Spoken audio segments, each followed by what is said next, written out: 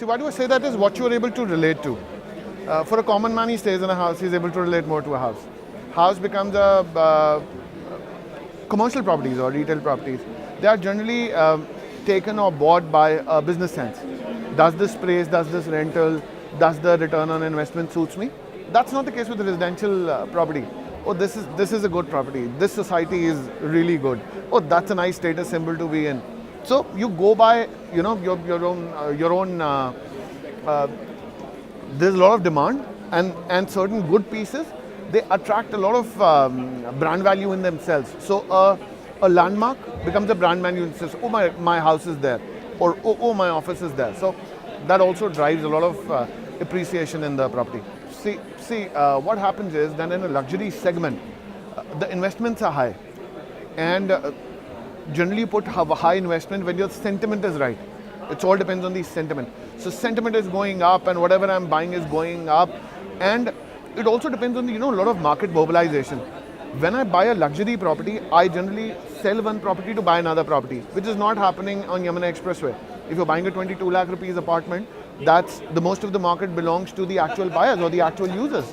So that is where they really come in, and as the project progresses, they are ready to pay a premium over the original booking price and get in. So that drives a very high demand between a raw material to a finished product. So that's not what would I say, an appreciation, but that's a difference between a raw material when you book and make an initial booking to the point when it is delivered. So that's kind of an appreciation that's always available. And most of the customer is always in the economical segment in real estate, which is, and this market will move when everything starts moving. What you need to really look at when you're franchising your retail property, we're talking about retail property, right? When we're talking a retail property to a particular brand, what you need to look at is what are you expecting from that particular sub-market from that particular brand. Let's say, for example, there are certain brands which will be very happy with Sahara Mall in Gurgaon. There are certain brands which will be very happy with those two malls which are there on the MG Road, and there will be some brands which will be happy in the ambience.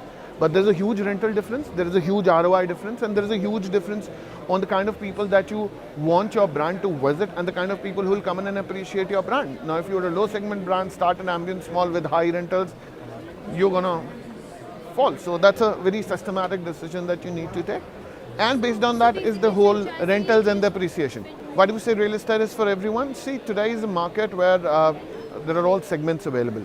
You can buy a house in various ranges and various segments and various options available. Real estate has been traditionally one segment which has grown all the time, all the stages. Initially, what you need to do is you need to consolidate your small blocks to make it a big block to be able to initially get into a real estate.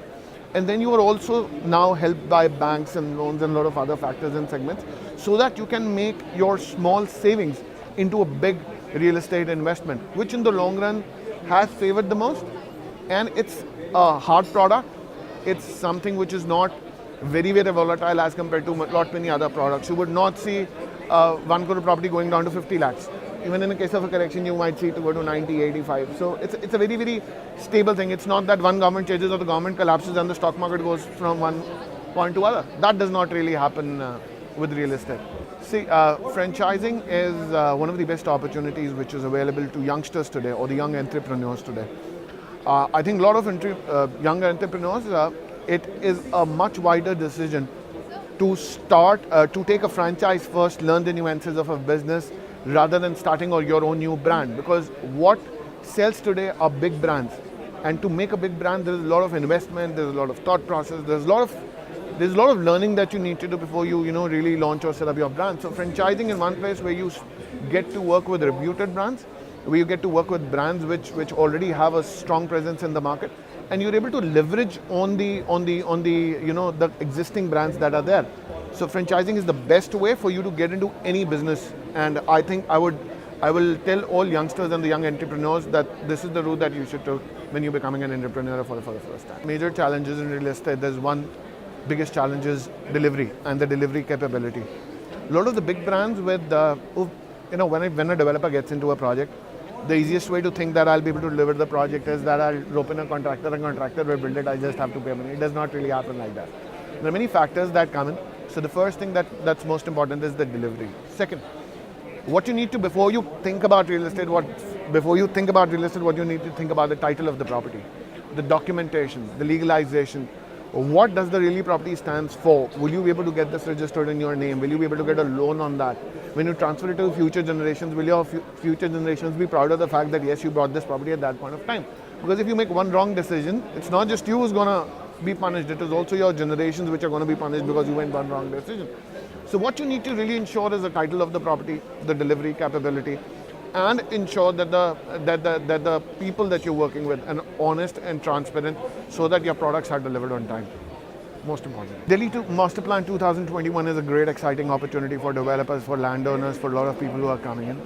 But this is one opportunity which will be available to a selected few, because whatever will come in will be coming in a mid-segment or a higher range. You would not see an apartment less than 80 lakhs to 1 crore in a 2-bedroom category. You would not see, so this is a one segment. Delhi will be able to grow to a nice equation. You will see a lot of good places to stay in Delhi, and you will have a lot of farmhouses and a lot of green spaces which were not available to a small investor to buy a farmhouse. Those things will really get available. Delhi will get more exciting, and will get more exciting place to be in times to come with the Master Plan 2021.